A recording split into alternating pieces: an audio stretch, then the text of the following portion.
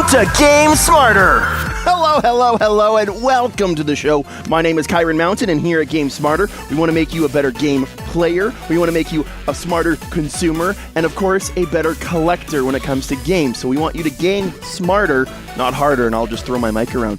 Quick reminder that we do have a second channel now, and you might want to go sub over there, because we're getting pretty close to launching a contest, and you'll be getting an extra entry form if you go over there and subscribe. First off the bat here, I want to show you, this video is brought to you by Humble Bundle, and right now, I know I'm a Switch channel, I know we do Nintendo stuff, but it's Capcom, and SEGA, and this is just such a good deal. If you own a PlayStation, or some of the PlayStation things, check this out. It's over on Humble Bundle, Capcom SEGA Bundle. So, you can pay whatever you want. You're going to get a copy of Dead Rising. You're going to get a copy of Dust Force. You're going to get a copy. Who doesn't want Crazy Taxi on the PlayStation 3? Super Monkey Ball, Banana Split. You could pay $1, and get those 4 games. Now, better yet, go above the average, which right now is $11.32, and you're going to get Resident Evil HD Remastered, Mega Man Legacy Collection.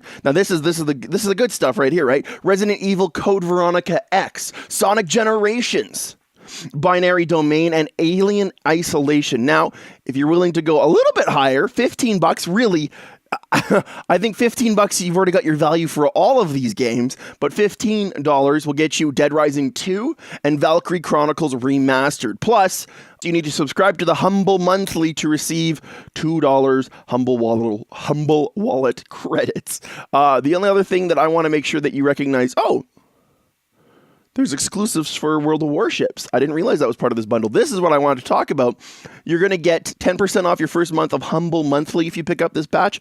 But this is the other cool things. 40% off Resident Evil 7 Gold Edition on the PS Store. So you're going to, if you haven't for some reason picked up this game, definitely check that out. Gold, I'm assuming that means like almost everything of the DLC is included. And a few other things. You're also going to be helping support charity and support the channel. So please check out the link in the in the description down below, and get your game on. If you want a PlayStation, this is totally worth it. Now, this first story I want to jump into, Pokemon related. I know we don't ever cover Pokemon on this channel, but this has to do with the Switch, and we are a Nintendo channel. So Sarah B, about 4 days ago, kind of dropped the bomb that Nintendo, Creatures Inc., and Game Freak have trademarked the Japanese word for ultra shiny. Now, this is really important because, from my understanding, in the past, whenever a game has been trademarked or anything's been trademarked, it's usually Nintendo and Game Freak. Creatures Inc., and it's slipping my mind right now. They're involved in the Pokemon games. I think they work on some of the graphics and stuff. So they're part of the process. It's really interesting that they're included in this trademark this time around. And a lot of people are freaking out because now we're going to be getting, we're going to get shiny Pokemon, and we're going to get the ultra shiny. Now, my personal take on this, my first question was, in the Japanese world, the characters, I don't know if that's kanji or what it is, I'm super ignorant to that stuff, but they use specific words for specific things. Now, ultra shiny might be its true translation for us, but there's a lot of times, like, I think it's Jigglypuff, and correct me in the description down below if I'm wrong here, but Jigglypuff is like Pu'er, or that could be the pre-evolution. In Japanese, I remember meeting a Japanese kid when I was very young, and this is when Pokemon Yellow came out, and because I knew some of the Japanese names for the Pokemon, I would say them to him, and he actually knew them because that was the proper pronunciation for the Japanese name for the Pokemon. Jigglypuff is not called Jigglypuff in Japan. If you go around, walking around Japan saying Jigglypuff, people are going to think you're crazy, because that's not what it's called in Japan. Now, does that mean that this ultra shiny doesn't mean that? I don't know, but someone on Twitter basically summed up my question, just the perfect way. And that was Robert I don't know how to pronounce that, but he's saying, is the spelling of shiny the same as the ones used to describe shiny Pokemon? And Sarah P replied, no. In Japan, they use these other characters, a different color, to denote what we call shiny Pokemon. Now, now people are going and speculating that Ultra Shiny is actually going to mean TCG stuff.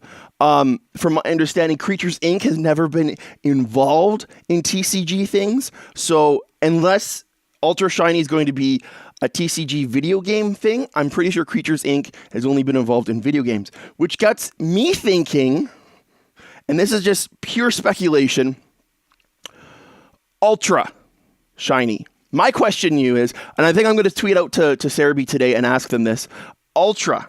Is the word Ultra in the Japanese characters the same as in Ultra Moon and Ultra Sun? And does maybe Ultra Shiny become Ultra Dusk? Are we going to be getting a third version of Pokemon for Generation 7? You know, in the same way that we got Crystal in Generation 2 and Yellow in Generation 1. Are we getting a third version, or is this going to be the name of the Switch version? We're going to get, are they going to be saving time on all the development by taking the same engine as Ultra Sun, Ultra Moon, Sun and Moon, and developing that for the Switch? Just a question out there. I know I've spent way too much time on this already. When this is a new show and I've got a lot of tabs open, we're going to bust through those now. I just wanted to leave you with that thought. Now, this one really, really upsets me. Death Road to Canada is a game that was supposed to be coming out tomorrow, and I was really looking forward to this. So I don't know if it's because I'm super excited and I want to play this game on the Switch, and I've told myself to not buy it on Steam because I want it on my Switch. I think it's also an iOS game, so if you really can't wait, and I might have to do this now, pick it up on iOS. I believe it's MFI controller, which means if you've got one of those Bluetooth controllers, or if you've got one of those somewhere here, grips, like the Game Vice that snap onto your phone, it's going to work with that. So you're going to have a fun time playing it on iOS at least. Now, I guess something really not cool happened in Toronto in the last few days, because not only is My Nintendo News Now reporting on this, but Nintendo Life is reporting on this as well. I guess because of this tragic, we'll call it an accident that took place in Toronto, Death Road to Canada is not coming out tomorrow. They've delayed it. According to these news reports that came out this morning, they said they're going to delay it and they'll announce at a later time. I was already on the Switch eShop, and we'll go in there at the end of the broadcast here and check out some things. But it already lists itself as being available May 15th. Now, my concern with that is May 17th is when Hyrule Warriors comes out here. Are they going to be like... There's no big releases this week besides like Death Road to Canada's tomorrow. South Park was today, and on Thursday is A Robot Named Fight, which are three games that I'm interested in, and I think people who are interested in those things, like I think Death Road to Canada and A Robot Named Fight are very similar, not similar as in the gameplay because they're completely different, but they're both roguelites where you start off, you make a run, you die, you start over. I did some Googling. I'm not going to go into the full story. I will leave you my Google links. These two stories here basically tell you what happened.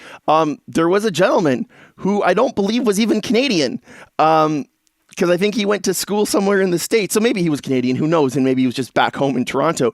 But he decided to take his van and drive along the sidewalk, like GTA style, and really hurt a lot of people. 16 people injured. 9 of them are actually dead. I'm not going to go into all the videos and stuff because I don't want to, but there's a lot of stuff going down the pipe with this story that... I don't understand how it's been related to Death Road to Canada. Maybe you Google Death Road to Canada and this story pops up now.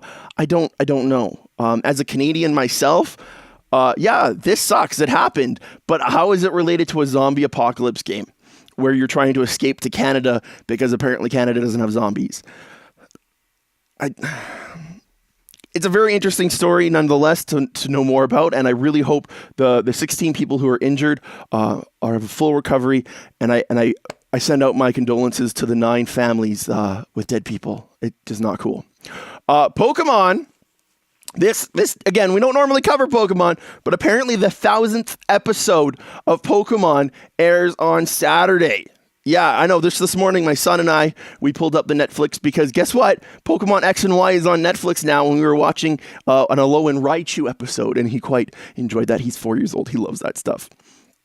Rumour, this is very cool because I've kind of fallen in love with the whole Battle Royale kind of game style. PUBG just did an update on the mobile where, and I'm thinking I might have to do a video about it now because now they've included a training grounds, an arcade mode. I really want to see PUBG now on the Switch. And because of that, I'm actually going to pause the video here. And in fact, there's actually a game called Crazy Justice that's coming to the Switch. I've already gone in and pledged and backed this myself. The campaign is successful. It's over on fig.co. Fig.co, I guess not .com. I'll have a link down in the description straight to it. I went and pledged, I think it was... $15? Yeah, $15 will get you a digital version of the Switch thing. All the physical awards or rewards, are already gone. But that's because that was during the campaigns before the campaign wrapped up. It's already done. It's already going to happen.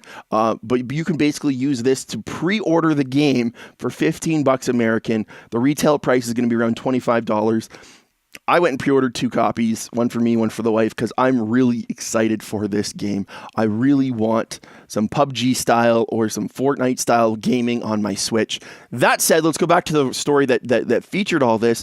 Call of Duty might be coming to the Switch, but it's only going to be a Battle Royale game.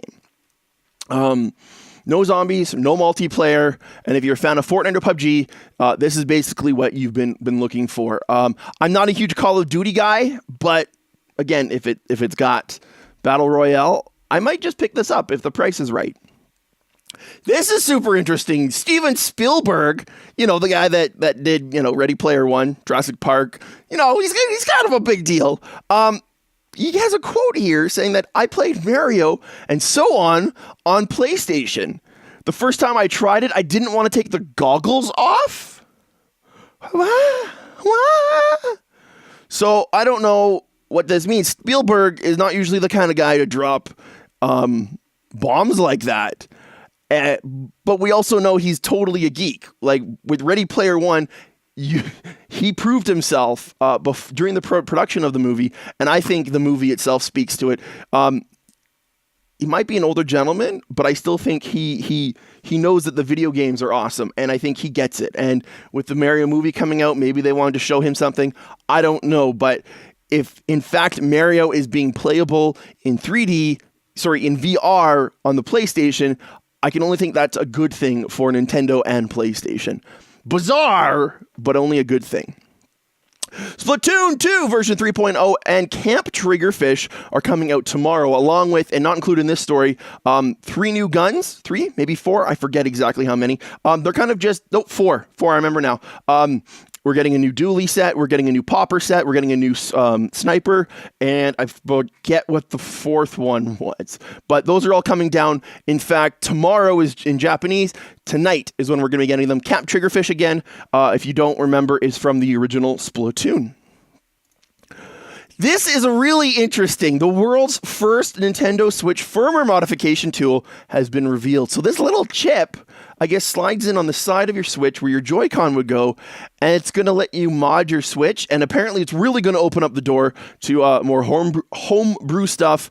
And of course, unfortunately, piracy. So I don't know much more about it. I don't want to go into much more about it, but yeah, these things are starting to happen, and it sounds like you're not going to have to solder your system. It's not going to be version specific. Kind of freaks me out, man. Speaking of the games that are coming out today, South Park: The Fractured But Whole Gold Edition will be available on the eShop. Now, I already checked here in Canada. I believe it's $120 for the Gold Edition here. The Gold Edition will get you the game as well as a season pass. The Gold Edition also includes some items, mainly DLC, that were given access to. A list of the included items are just here on the list here. So basically, we've got the Standard Edition. You're going to include the Danger Deck, From Dusk Till Casa Bonita, Bring the Crunch, Super Streamer Starter Kit. It's an upcoming free download. And Towley, Your Game Bud, and the Stick of Truth Costumes and Perks pack will all be included in that gold pack. And, of course, that's available right now. Robot Named Fight! Now, this game is so much fun. I'm actually going to be putting together a video for the release day for this game. I got myself a review copy, and thank you guys so much for that. Matt is the developer. This game is made by one guy, and I saw him on a live stream, thanks to Nintendo, and I emailed him, and his wife got back to me while the stream was going on, so hi, and thank you very much, guys. This game is super cool. You can describe it as a Metroidvania roguelite, but it is so much more than that, and I love this game. Definitely worth checking out. $16.99 coming out on Thursday. Now, I want to go real quick here through some sales and deals that are on the Switch right now. The one big one that I want to let you know about, 40% off. If you're a Sonic fan, Sonic Forces was not that bad. 40% off, that's on the Canadian and I believe the American store. There's some price drops here. We're going to split over here to actually look at them. No Thing, Sparkle 3, there's a few on here. Aegis Defender, I don't know if I'm pronouncing that correctly, but it is on sale and definitely a game worth checking out. I'm not sure what else, if you see something here else that you're enjoying. 9 Parchments, definitely suggest picking that up. Sonic Forces, like I said. Lego Marvel Superheroes 2, I've heard is amazing! And if we weren't hurting for cash, I probably would pick that up just to play with my 4-year-old. Astro Blares, I don't know if that's worth $3, but for some reason, my heart goes out to that. And I think Vaccine is that one that's very much like a Resident Evil game, and it's only $6.99. I believe these are all American prices. Now, the last story for today. Sorry that this newscast was so long. I found this on Reddit just before starting to record this. Apparently, someone on Reddit, let's find the user's name, Guyan Wild Angel, yep, that's his name, apparently had a brick Switch, and I'll leave a link in the description down below. Long story short, he finds a repair place in town that's able to swap out his Power IC M92 T36 component. If you don't know what that is, no, I'm kidding. I guess that's the power module, and I believe, that's what's been bricking these systems is because the Switch isn't, USB 3 certified or doesn't meet that standard, and it overpulls energy.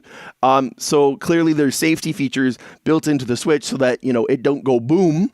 But I assume in the same way that, I have a fuse in my house that I have to go and reset, something burns out in the Switch. And so when you swap out this one piece, this guy got his Switch working again by getting that swapped out. And he now says it's amazing, it works. And most importantly, his 200-hour save file for Breath of the Wild has been recovered. So if you are one of those unfortunate few that have been hit by the 5.0 brick your Switch third-party dock problem, maybe find a repair shop or online somewhere where you can buy this part. I'm sure this is going to start blowing up any time now. Thank you guys so much for watching. I am sorry. This is like a 20-minute newscast. Normally, I struggle to make it 10. And please, if you're watching this and you enjoy this, go head over to gamesmarter.ca/plays. That's where you'll find the Let's Play channel. It's the quickest and easiest way to go. Or there'll, of course, be a little orb circle at the end of this video. Click that and go subscribe. Right now, we only have 6 subscribers on the channel, and I'll be putting out more videos on the channel this week. I wouldn't be surprised if there's a few Robot Named Fight videos going up. Please consider doing that. And of course, share this channel with your friends. We're almost at 100 subs over on this channel. I know it's not very big considered some other YouTubers, but for me, that's huge. So thank you, all 95 of you, for subscribing to the channel. And let's build our community. And like I said, when we hit 100, I might have a contest set up. And I have some ideas for Patreon moving down the pipe and some cool rewards for that. Guys, that's it for this episode. That's it. It was too long. I'll catch you in the next one. But until then, go play something!